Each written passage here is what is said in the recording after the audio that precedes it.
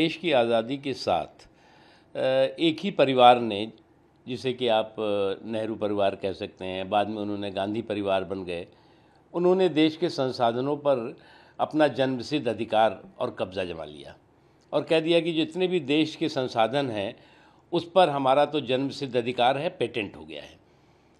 अब आप देखिए ना, रेलवे हो, सड़क हो, तालाब हो, झील हो, एयरपोर्ट हो, बिल्डिंगें हों, बसें हों, हर जगह पर जो है वो कहीं पर श्रीमती इंदिरा गांधी, तो कहीं पे राजीव गांधी, तो कहीं पर जो है वो जवाहरलाल नेहरू जी, ये वही एक ही परिवार का एक ही जो है वो शजरे वाले लोग थे। तो इन शजरे वालों का जो है वो पूरा के पूरा जो है वो कब्ज़ा शुद्ध रूप से जो है वो देश के संसाधनों पर करने का कब्जा। अरे भाई, देश के लिए और लोगों ने भी कुर्बानी दी जिनको कि आपने इतिहास के काले पन्नों में डाल दिया था। तो मोदी जी ने आने के बाद आपके सम्मान के साथ साथ उन हज़ारों महानायकों के सम्मान को भी सम्मान दिया है जिन्हें कि आपने इतिहास के काले पन्नों में डाल दिया था। तो इसमें चिल्ला शोर मचाने की क्या ज़रूरत है? कांग्रेस ने जो भी इस देश में आम जनता को जो दर्द दिए हैं उसकी बड़ी लंबी फहरिस्त है। कांग्रेस चाहती है कि जैसे राजा का शासन, राजतंत्र होता है, उस तरह से ये देश चले। आप अक्सर देखते होंगे इस देश में कि मैक्सिमम संस्थाएं कांग्रेस के नेता, और नेता नहीं, केवल एक परिवार के नेताओं के नाम से, इंदिरा जी के नाम से, नेहरू जी के नाम से, राजीव जी के नाम से, अब तो सोनिया जी के नाम से भी कुछ स्टेट गवर्नमेंट में करने लगे। तो ये तो राजतंत्र नहीं है, ये लोकतंत्र है, जनता का शासन है, जनता का, जनता के लिए, जनता के द्वारा। नेहरू जी पीएम थे और नेहरू जी के बाद भी बहुत लोग प्रधानमंत्री हुए हैं, बहुत अद्भुत काम किया है। तो अगर नेहरू म्यूजियम का नाम एन से पी हो गया, प्रधानमंत्री संग्रहालय हो गया, तो इसमें तो नेहरू जी भी समाहित हैं। हाँ, नेहरू जी के बाद लाल बहादुर शास्त्री जी का उनमें नहीं होना चाहिए जानकारी? क्या मोरारजी देसाई जी की जानकारी नहीं होनी चाहिए?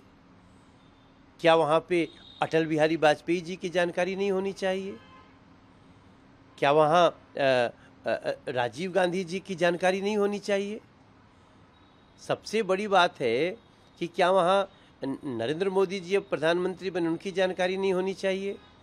इस देश के जितने भी प्रधानमंत्री हुए हैं उन सभी प्रधानमंत्रियों की जानकारी इस प्रधानमंत्री संग्रहालय करके वहाँ रखा गया है।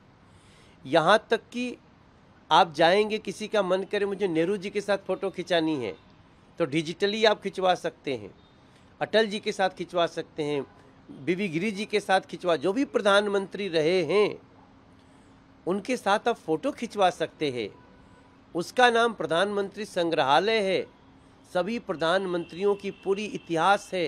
इससे अधिक घटिया हरकत कुछ हो नहीं सकती। एक तरफ वो पंडित जवाहरलाल नेहरू जिसने रावी नदी के किनारे 1929 में पूर्ण स्वराज का नारा दिया और फिर आजादी के बाद प्रधानमंत्री के रूप में आधुनिक भारत का निर्माता बना, ये घटिया हरकत। अपने को बड़ा दिखाने के लिए उनके नाम पे जो मेमोरियल था उससे प्रधानमंत्री जवाहरलाल नेहरू का नाम हटाया जाना इस सरकार का घटियापन। चाहे वो शास्त्री जी हों या इंदिरा जी हों या राजीव जी हों, शास्त्री जी और इंदिरा जी ने मिलकर हरित क्रांति लाए, श्वेत क्रांति आई, इस देश में टेलीकॉम और आईटी की क्रांति राजीव जी लाए। तो मैं बिल्कुल नहीं मानती हूँ कि उन्होंने कोई कंट्रीब्यूशन नहीं किया, सबने किया, हर प्रधानमंत्री ने, चाहे कांग्रेस या गैर कांग्रेस।